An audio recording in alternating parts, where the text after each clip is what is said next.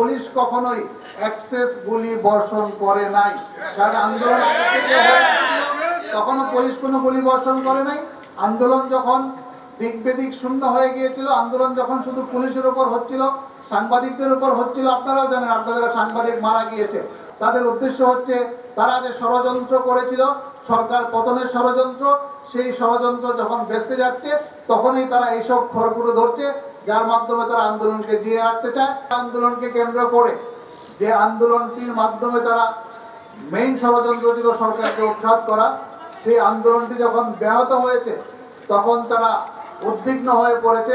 তারা বিভিন্ন সুতো ধরে বিভিন্ন ইস্যু তৈরি করে তারা চাচ্ছে সেই আন্দোলনটিকে জিয়ে রাখার জন্য, এবং সরকার পতনের যে ষড়যন্ত্র, সেই ষড়যন্ত্রটি তারা বহাল রেখেছে, সেই ষড়যন্ত্রটি তারা করে যাচ্ছে। এবং যারই উপকরণ হিসাবে এই 6 জন যারা মেইন কোর্টে আন্দোলনকারী, তারা স্বেচ্ছায় তারা বলেছে তাদের নিরাপত্তা দরকার। তাদেরকে অ্যারেস্ট করা হয়নি, তাদেরকে ডিটেনশনেও নেওয়া হয় নাই, তারা একটি নিরাপত্তা স্থানে রয়েছে তাদের আকুতি অনুযায়ী। প্রথম আলো রিপোর্ট করেছে বেশ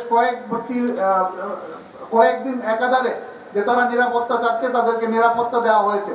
তারা বিষয়টিকে নিয়ে সুপ্রিম কোর্টে একটি রিট দায়ের করেছে, আপনারা জানেন। এবং রিটে আমরা স্পষ্টভাবে বলা হয়েছে সরকারের পক্ষ থেকে গতকালকে যে তাদেরকে অ্যারেস্ট করা হয়নি, তাদেরকে ডিটেনশনেও নেওয়া হয়নি, এবং তাদেরকে আইন মেনেই ওখানে রাখা হয়েছে তাদের নিরাপত্তা প্রদানের জন্য। এবং তারা স্বেচ্ছায় সুপ্রিম কোর্ট থেকে কোটা সংস্কার করে যে রায়টি দেওয়া হয়েছে আন্ডার আর্টিকেল 104, সেই রায়টিকে তারা স্বাগত জানিয়েছে, তারা মেনে নিয়েছে, এবং প্রজ্ঞাপনটিকেও স্বাগত জানিয়েছে। তারা তাদের আন্দোলনকে প্রত্যাহার করেছে। কিন্তু এই আন্দোলনটিকে জিয়ে রাখার জন্য বিএনপি, জামাত, শিবির তাদের প্রচেষ্টা অব্যাহত রেখে তারা এখানে সংবাদ সম্মেলন করছে, পার্টি অফিসে সংবাদ সম্মেলন করছে, সুপ্রিম কোর্টে তারা মামলা নিয়ে আসছে, আবার গণতদন্ত কমিটিও তারা গঠন করেছে।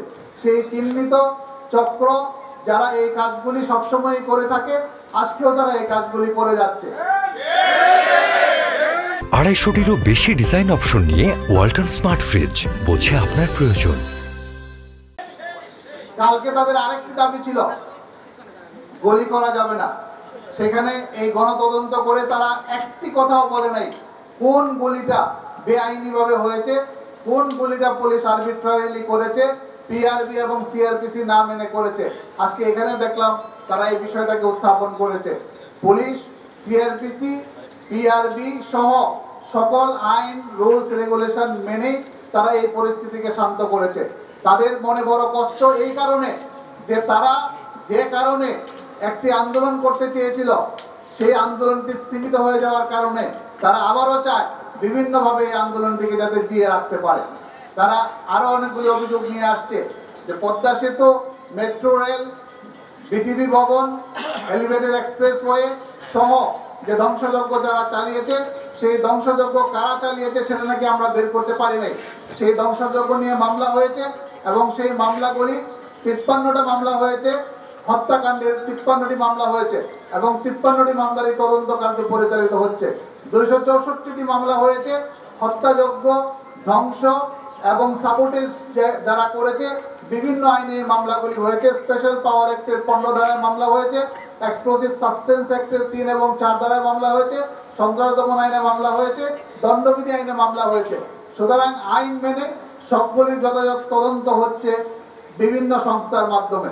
সেই সাথে মাননীয় প্রধানমন্ত্রী যে হত্যাকাণ্ডগুলি বিতর্কিত, সেগুলি ডিটেক্ট করার জন্য বাংলাদেশ সুপ্রিম কোর্টের হাইকোর্ট ডিভিশনের একজন মাননীয় বিচারপতি জনাব খন্দকার দিলুরুজ্জামানের নেতৃত্বে তদন্ত কমিটি গঠন করে দিয়েছেন। গতকালকে মাননীয় আইনমন্ত্রী বলেছেন প্রয়োজনে কমিটি পরিবৃদ্ধি করা হবে।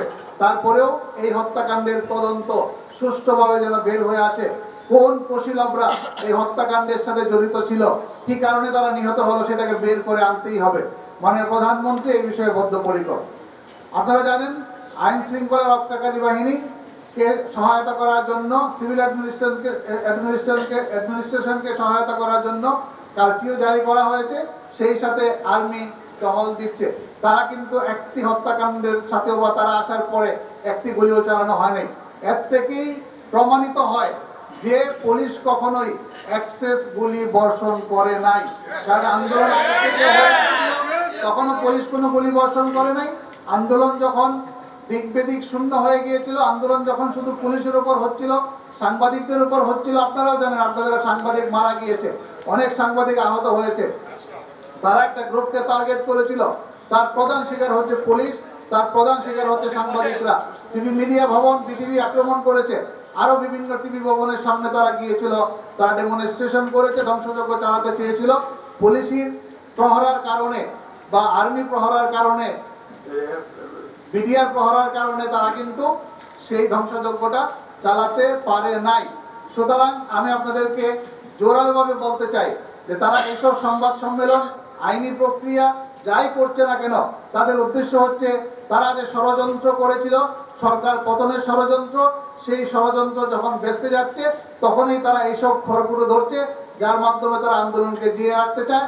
আমরা আইনজীবী সমিতির তরফ থেকে শক্তভাবে এর প্রতিবাদ জানাচ্ছি এবং আপনাদেরকে জানাচ্ছি যে এই ধরনের ষড়যন্ত্র, এই ধরনের ধ্বংসযজ্ঞ, এই ধরনের নৈরাজ্যমূলক কর্মকাণ্ড যদি পরিচালিত হতে থাকে, আমরা এটিকে শক্তভাবে প্রতিহত করব।